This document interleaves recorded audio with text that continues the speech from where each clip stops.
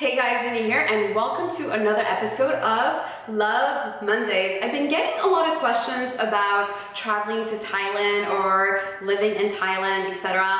And because I did live there for 2 months and a half, I lived in Bangkok. I fell in love with the country and there's just so much to say about Thailand. This is going to be part of a two-part series. And today I'm going to provide a guide to living in Thailand for digital nomads. So let's jump right through it. Let's do this.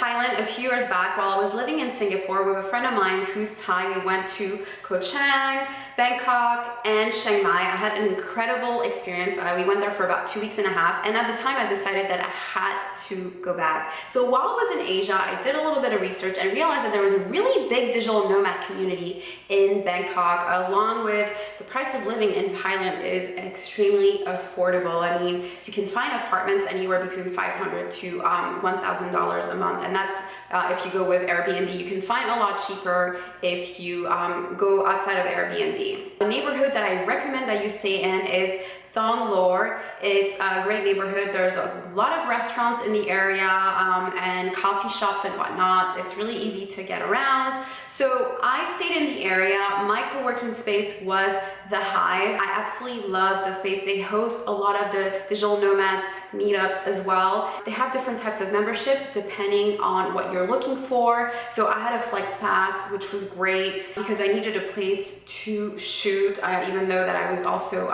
doing video content out of my apartment. But I liked the fact that I had a place where I could meet other digital nomads and whatnot. And The Hive is incredible because not only you can get a massage, so they have a spa on the second floor, and then they have 2 or 3 floors. Well, they have multiple floors. They have a beautiful terrace. They have lots of events, and the staff is incredibly friendly. So I had a really amazing time while I was in Bangkok, and thanks to a community at The Hive. The great thing about getting a membership at The Hive is that I got to meet other digital nomads like myself and get acquainted with the city a lot faster. Our go-to when it came to eating out was Soy 38, which is great when it comes to street food, and there are so many other spots in Thailand. I never got sick while I was there. Food is incredible. I also recommend, if you have a day where you miss Western food, because it will happen, to go to The Roast, which is also in the same neighborhood, Thong Lor. The Roast, here it's written for you, which is not too far from The Hive. And yeah, I have to admit that I did go on motorcycle rides, so motorcycle taxis. They're not recommended. I mean, they're not the safest. There's also Uber that's available in Thailand now. Getting around Bangkok is extremely easy because you have the BTS. And yeah, I mean, I just had a great experience on and all. Another thing about Bangkok is that the malls are incredible and the shopping is out of this world. A friend and I, we used to love to go to Chatuchak or Platinum. And I mean, when I tell you we went there every week, I am not kidding. I never shopped so much in my life. There's so many options and it's really easy to go overboard. I mean, so overboard that I ended up having to buy an extra suitcase. Yeah.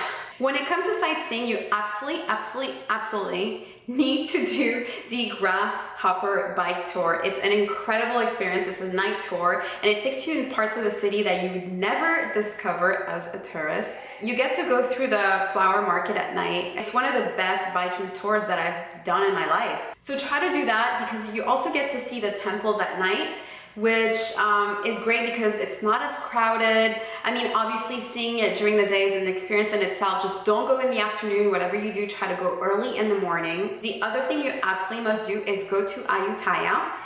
It's written down here for you. Yeah, because I know I'm probably not saying it right. It's about a 2-hour ride from Bangkok. Make sure to leave early in the morning. So Ayutthaya used to be this old capital of Siam. It's where they shot Mortal Kombat. It's breathtaking. I don't know what else to say. And there are several famous landmarks which will leave you speechless. You absolutely need to schedule this little excursion.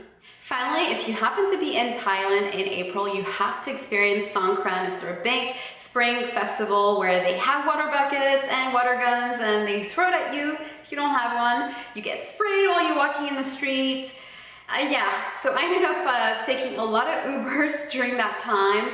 And a lot of the restaurants or banks or official office buildings are closed during that time. So I ended up going with friends to Siloam, and then you can also go to Kassan Road. These are the two areas where they have really big festivities. Whatever you do, make sure to wear goggles. Yeah, because when somebody shoots a water gun in your eye, it hurts. Yeah.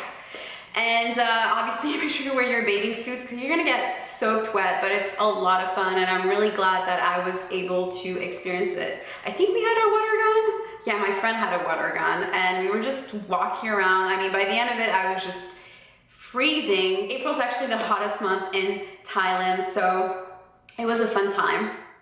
All right, guys, well, that's it for today. If you have any questions, if there's anything that I forgot to cover, make sure to include it in the comment section. I will make sure to reply back to you. So next week, I plan on talking about different cities that I got to discover while I was in Thailand: Chiang Mai, Phuket, the Phi Phi Islands, and Krabi. So make sure to subscribe if you haven't already, like my video, and share with your friends.